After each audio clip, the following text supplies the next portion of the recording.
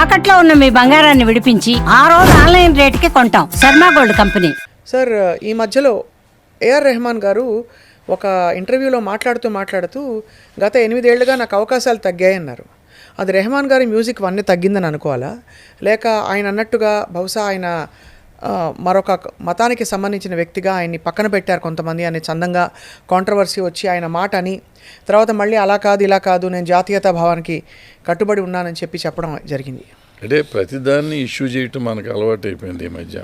ఇప్పుడు అతను క్యాజువల్గా ఆ ప్రశ్న అసలు అడిగి ఉండకూడదు, యాంకర్ అడగకూడదు ఆ ప్రశ్న ఆయన్ని. ఫస్ట్ పాయింట్ అంటే సినిమాలు ఎందుకు తగ్గాయన్నా సార్? సినిమాలు ఎందుకు తగ్గాయని అడగొచ్చు. సినిమాలు ఎందుకు తగ్గినాయి కాదు, ఆవిడ అడిగింది ఏంటంటే ఈ జాతీయత భావం వల్ల ఏమైనా జరిగిందా అనే దాని మీద వస్తే అవును అనే దాంట్లో అతను ఉన్నట్టుగా చెప్పాడు. ఉందేమో అన్నాడు, ఉంది అని అనలా, కన్ఫర్మ్ చేయాల, ఉండుండొచ్చు అన్నాడు. పాయింట్ ఏంటంటే ఇక్కడ మరి అట్లాంటిది ఉంటే చావాకి అతను పెట్టుకోరుగా, చావాకి అతనే చేశాడుగా. అతనికి అంటే అది కూడా దాని కూడా కుట్ర ఉంది. అంటే ఇలాంటి ఒక సినిమాకి అతని చేత చేయించడం వెనకానగా అదొక టాక్, అదొక వర్గం. ఏదో ఎవరు ప్రతిదీ చెప్పాడు. ఇప్పుడు ఏమన్నా అతనే వందే మాత్రం తీసుకొచ్చి వందే మాత్రం అతను తీసుకొచ్చేదాకా వందే మాత్రాన్ని మర్చిపోయింది భారతదేశం ఒక స్టేజ్లో.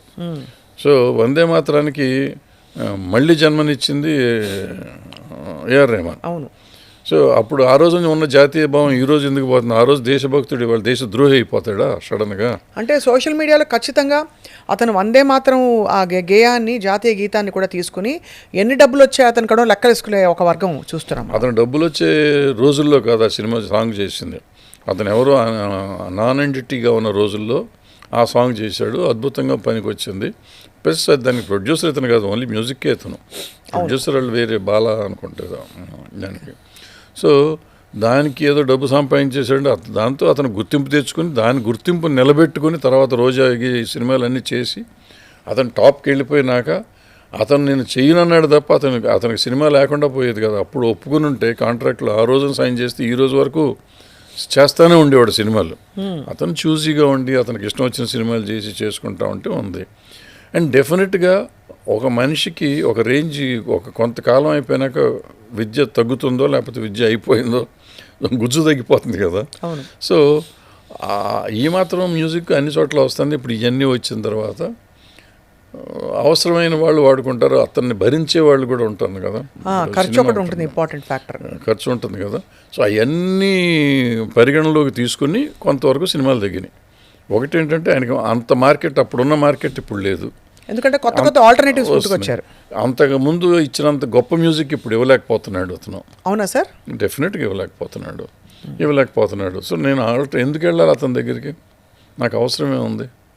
సో నేను ఇదే ఇంకా తక్కువ డబ్బులకి ఇంకోళ్ళు చేస్తారు కదా, నాకు సరిపోతుంది, ఇదే మ్యాటర్ వస్తాను.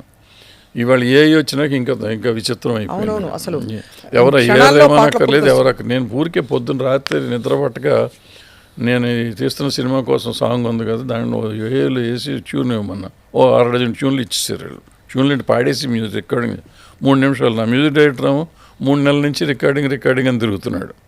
దీంట్లో కొడితే వచ్చేసినది. పనికి వస్తుందా పనికి రాదా కరెక్టా కాదు అంటే నాకు సంగీతం రాదు కాబట్టి సంగీతం వచ్చినవాడు దాన్ని సరిగ్గా ట్యూన్ చేసి కావాల్సినట్టుగా చెప్తే ఇవాళ చేసే మ్యూజిక్ డైరెక్టర్ కంటే మంచి మ్యూజిక్ ఇస్తుంది. అవును. కాబట్టి రెహమాన్ అన్న మాటల్లో ఎక్కడ ఆంతర్యం ఏమీ అలా అనిపించలేదు, దాన్ని వక్రీకరించడం. అతనే కాదు ఎవరు మాట్లాడినా. ఇప్పుడు నాకు మన దేశంలో పుట్టి మన దేశం ఉన్నాక ప్రతి భారతీయుడు, వాడు ముస్లిం అవ్వచ్చు, హిందూ అవ్వచ్చు, క్రిస్టియన్ అవ్వచ్చు, ఇంకోళ్ళు అవ్వచ్చు, వాళ్ళ దేశ ద్రోహం ఎందుకు చేస్తారు? దేశద్రోహులు అందరూ చేస్తారు. ముస్లిం అయినంత వరకు దేశద్రోహి అయిపోయి వాడు దేశాన్ని తిడతాడు అనేది తప్పు. మరి మనాళ్ళు చేస్తున్నాయి, హిందువులు చేస్తున్న దుర్మార్గాలు. వీళ్ళు రేపులు చేస్తారు, స్మగ్లింగులు చేస్తారు. స్మగ్లింగ్ అంటే దేశద్రోహం కదా, రేపులు దేశద్రోహం కదా, హత్యలు దేశద్రోహం కదా. వీళ్ళు ఏం చేయట్లేదా?